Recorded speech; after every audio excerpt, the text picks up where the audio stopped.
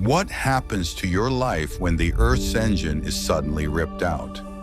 If every forest vanishes tomorrow, the world doesn't just get hotter, it stops working. Within days, the giant water pumps in the sky fail, and the rain that feeds our cities simply disappears.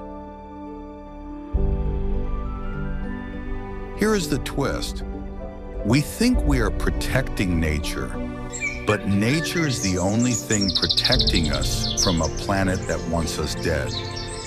Without trees, the air you are breathing right now becomes a slow-acting poison.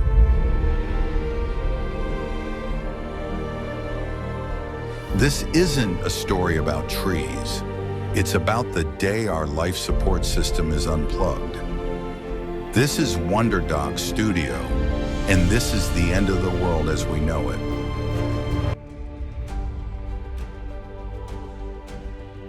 To understand the collapse, you have to look at the sky. We've always been told that rain comes from the ocean, but that's only half the truth. Deep inside the forest, trillions of leaves are acting as massive biological water pumps, sweating moisture back into the atmosphere to create flying rivers. One single tree can pump 1,000 liters of water into the air every day. When the forests vanish, these rivers in the sky simply evaporate into nothing. Without the trees to pull moisture inland, the rain stops falling on our farms and our reservoirs. Here is the mystery.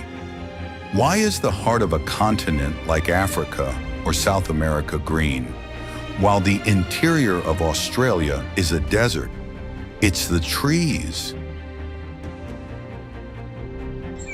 If you unplug the forest, the rain doesn't just move somewhere else, it ceases to exist. We aren't just losing wood, we are losing the planet's plumbing system. How long can a city of millions survive when the sky forgets how to rain?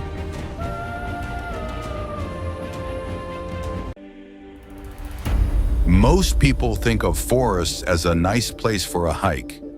In reality, they are the Earth's most dangerous storage locker.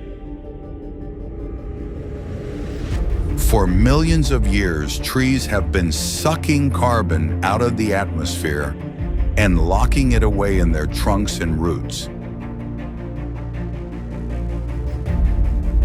When a forest vanishes, whether it's burned or cut down, that vault is blown wide open. It's a double hit to the planet. Not only do we lose the filter that cleans our air, but we release centuries of stored poison back into the sky at once. Within years, the atmosphere becomes a heat trap. The air doesn't just get warmer, it becomes heavy. Without the green shield, the sun's rays aren't absorbed. They are reflected back and forth, cooking the surface of the earth.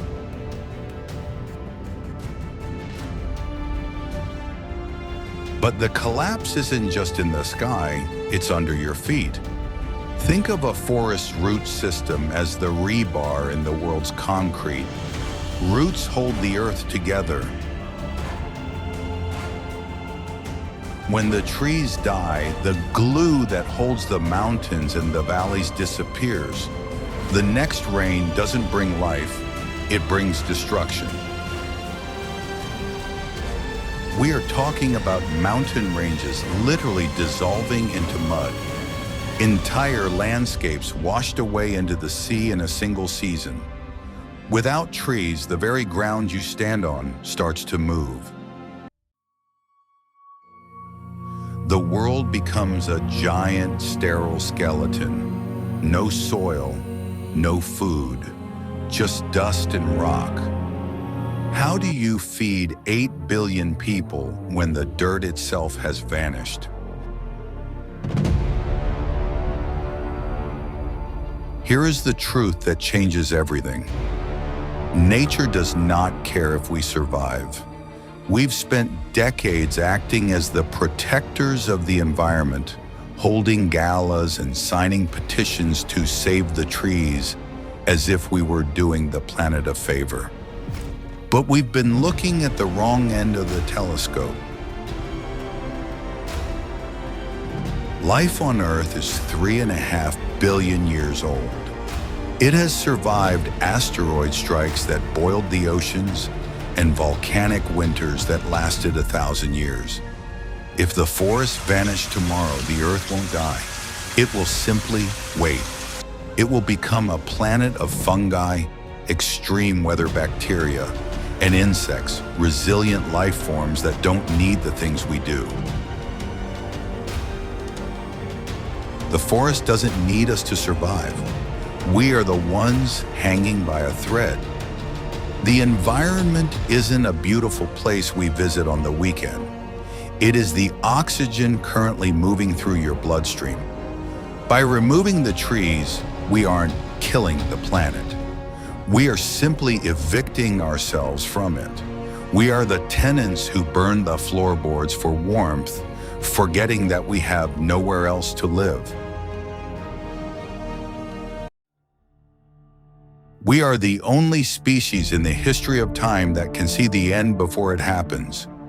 Every time a forest vanishes, a library of 400 million years of biological secrets is burned to the ground. These are medicines we haven't discovered, technologies we haven't engineered, and a stability we've taken for granted since the dawn of man. We are currently standing at the edge of the clearing. The sun is getting harsher and the air is getting thinner. We can keep walking into the heat, or we can turn back into the shade. The trees have been doing this work for free since before our ancestors could walk upright. The question isn't whether the forest can survive without us. The question is, can you imagine a tomorrow where you have to breathe without them? The silence is coming, but for now, the world is still breathing.